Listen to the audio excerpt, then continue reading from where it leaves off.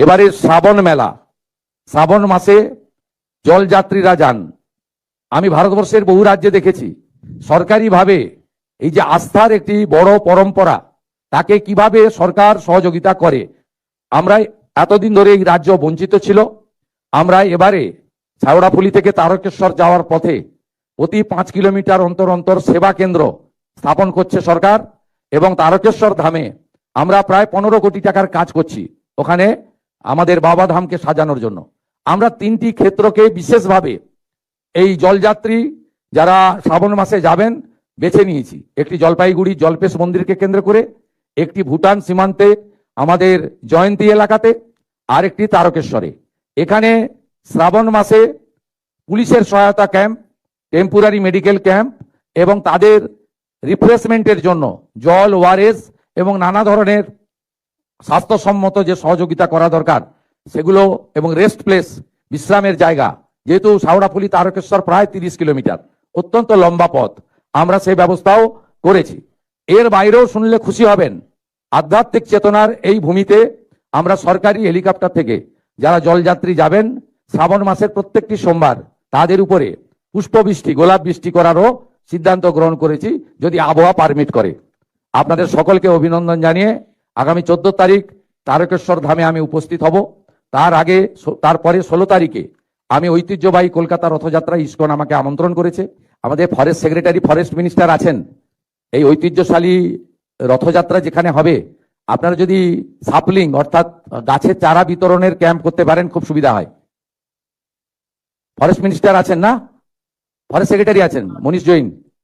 আপনারা এই যে আমাদের 75টি বড় রথযাত্রা উৎসবে সরকারিভাবে ক্যাম্প করছে, আপনি সৌমিত্র মোহন মহোদয় মানে প্রধান সচিবের সঙ্গে কথা বলে ওখান থেকে যদি জনসাধারণের উদ্দেশ্যে কিছু চারা বিতরণ করেন, শুধু ইউসি চারা দেবেন না, ইউসি চারাটা দেবেন না, ওটা মাটির পক্ষে ক্ষতিকারক। ফল গাছের চারা বিতরণে উৎসাহিত করুন, এবং সমুদ্র তীরবর্তী এলাকার মেলাগুলিতে নারকেল গাছের চারা বেশি করে বিতরণ করুন, যেখানে বেশি বজ্রপাত হয়। ব্যাপকভাবে করুন। আমরা তো 7,20 লক্ষ গাছ লাগাবো ঠিক করেছি। আগামীকাল আমাদের অরণ্য সপ্তাহ শুরু হবে। তা আমি আজকে সকালে একটা ন্যাশনাল চ্যানেলে দেখছিলাম উত্তরপ্রদেশ 26 কোটি গাছ লাগাচ্ছে। আমাদের কেন্দ্রীয় স্বরাষ্ট্র সমবায় মন্ত্রী অমিত শাহজি তার নিজের লোকসভা কেন্দ্রে 1,20 লক্ষ গাছ লাগাচ্ছেন। এত বড় রাজ্য, আমরাও এক্ষেত্রে অন্তত উত্তরপ্রদেশের সঙ্গে প্রতিযোগিতা করতে পারি।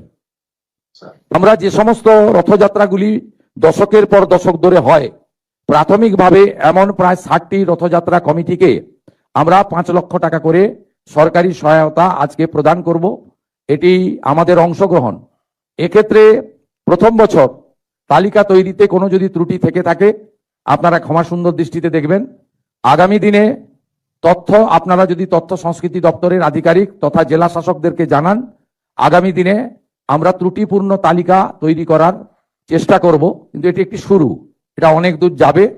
আজকে যে বৃক্ষটি রোপিত হলো রথযাত্রাকে কেন্দ্র করে, আগামী দিনে সেটা ময়ূরীয় পরিণত হবে। এটাকে একটি ঐতিহ্য এবং উৎসবে আমরা পরিণত করার চেষ্টা করব ধীরে ধীরে।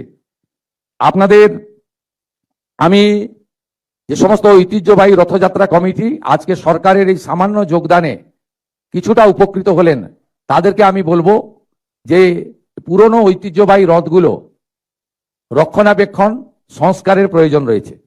সেই কাজে আপনারা এই সামান্য অর্থ ব্যয় করবেন, এটা আমি আশা করব।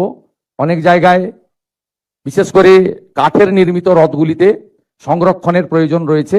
আমি একটি জায়গা থেকে খবর পাই, অতএব সেটাতে আপনারা করবেন। ভবিষ্যতেও সরকার এই ক্ষেত্রে তার হস্ত প্রসারিত করবে। প্রাথমিকভাবে 7টি রথযাত্রা কমিটিকে 5 লক্ষ টাকা করে অনুদান দেওয়া হবে।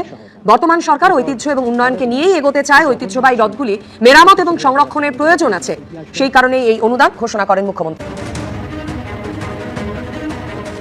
এবারের বাজেটে আমরা তীর্থক্ষেত্র সার্কিট নামে একটি ব্যবস্থা রেখেছি।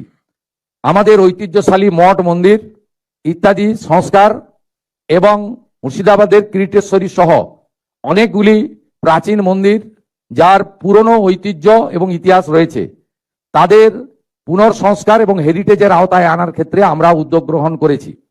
এক্ষেত্রেও আগামী দিনে পশ্চিমবঙ্গে এই তীর্থক্ষেত্র সার্কিটের ক্ষেত্রে গুরুত্বপূর্ণ কাজ হবে আগামী 2 বছর ধরে, এর জন্য প্রাথমিকভাবে এই বর্ষে 1000 কোটি টাকা আমরা ধর্মীয় স্থানগুলিকে রক্ষণাবেক্ষণ, সংরক্ষণ, উন্নতি করার জন্য 1000 কোটি টাকা আমরা বরাদ্দ করেছি।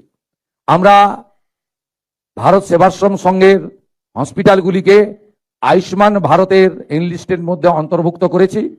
আমরা রামকৃষ্ণ মঠ ও মিশন পরিচালিত বিভিন্ন বিদ্যালয়, বিশ্ববিদ্যালয়, কৃষি বিদ্যালয়, তাদের যে কিছু প্রস্তাব ছিল সেই প্রস্তাব আমরা গ্রহণ করেছি।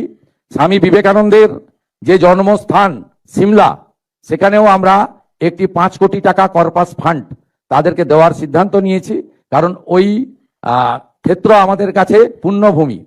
সেই পুণ্যভূমিকে রক্ষণাবেক্ষণ করার ক্ষেত্রে তাদের সমস্যা হচ্ছে, সেক্ষেত্রেও সরকার কিছুটা এগিয়ে এসেছে।